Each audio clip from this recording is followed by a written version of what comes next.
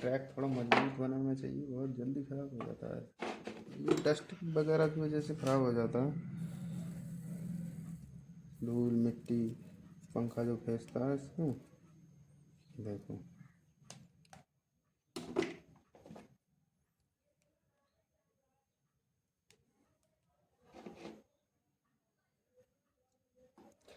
अभी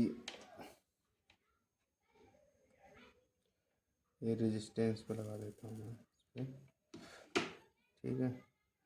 अब इसमें कॉन्टिन्यूटी आती होगी, देखो यहाँ से इस तार में आ रही है, ठीक है।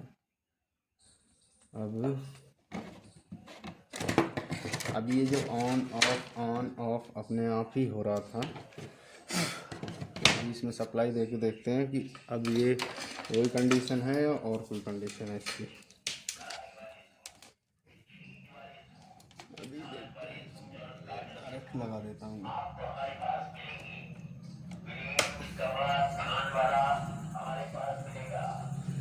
अब ये देखो दोस्तों, इसमें अभी मैंने डीसी नहीं डाली है, अब वो ऑन ऑफ हो रहा था, वो बंद हो गया। देखो अब इसमें इंडिकेटर भी ठीक तरीके से आ रहा है, ऑन ऑफ नहीं हो रहा है।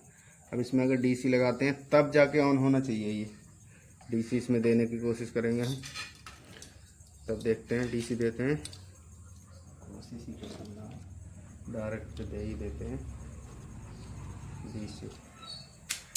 ये देखो रिले की आवाज़ आ गई, फैन भी चलने लगा, डायरेक्ट ऑन हो गया, और हमारी परसेंटेज भी देखो फर्स्ट क्लास आ गई, हो गया सही। तो बताओ दोस्तों, कितना सा फॉल्ट था और मैकेनिक किसी दूसरे ने क्या किया था इसमें, कितनी बुरी तरीके से इसकी हालत ख़राब कर रखी थी। फुल चार्जिंग में चला गया, ठीक है। तो ये फाइनली अब ठीक हो चुका है। बस इसमें इतनी ही कमी थी, इसका जो डीसी सेंस करने का रेजिस्टेंस था वो ख़राब था और ट्रैक ख़राब था, और उन मिस्त्रियों ने क्या किया, इसमें डाइवोड गलत लगा दिया और माइनस प्लस उल्टा करके लगाया था।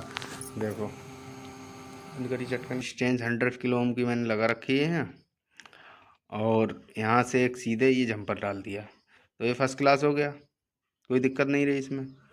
मगर उनने क्या किया, यहाँ जो ये वाला डाइवोड उखाड़ के ये लगा दिया, और वो भी उल्टा। इसीलिए जो रिले पे डायरेक्ट सप्लाई जा रही है, ऑन हो रहा है ऑफ हो रहा है, ऑन हो रहा है और ऑफ हो रहा है, बगैर डीसी दिए ऑन ऑफ की प्रॉब्लम आ रही थी।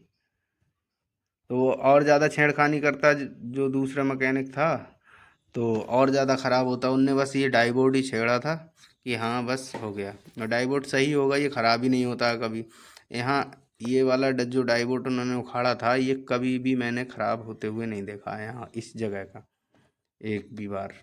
बस ज़्यादातर ईस्टमैन में जो फॉल्ट आता है, बस यही आता है कि 100 किलो वो 200 किलो ओम्स की रेजिस्टेंस का जो ट्रैक ख़राब होता है ज़्यादातर, और मॉसफेट वगैरह ख़राब हो जाते हैं, तो आईसी वगैरह ख़राब हो जाती है। और ज़्यादा कुछ नहीं आया मेरे उसमें, बाकी इतना ही मैंने फॉल्ट देखा था। एक बारी एक सेट और आया था, तो उसमें क्या था, ऑटो कपलर शॉर्ट हो गया था, ख़राब हो गया था, ओपन हो गया था, तो उसमें 100 वोल्ट के करीब में जा रहा था। मॉसफेट उड़ गए थे, मॉसफेट उड़ने से आईसी ख़राब हुई थी, आईसी ख़राब होने के बाद में इसका ये भी ऑटो कपलर ख़राब हो गया था। ऑटो कपलर ख़राब होने से करीब 100 वोल्ट जा रहा था, फीडबैक नहीं मिल रहा था आईसी को, तो डायरेक्ट चल रही थी। तो ऑटो कपलर फिर चेंज किया, ये कैपेसिटर भी फट गया जब उसको लगाया 100 वोल्ट से, मतलब ओवर हो गया वोल्टेज, तो ये ब्लास्ट कर गए। फिर ऑटो कपलर चेंज किया, ये चेंज किए, तब जाके ठीक होगा। बाकी हो चुका है ये। वीडियो अच्छी लगती हो दोस्तों तो चैनल को सब्सक्राइब वगैरह कर लिया करो, नए नए फॉल्ट की वीडियो लाते रहता हूँ मैं।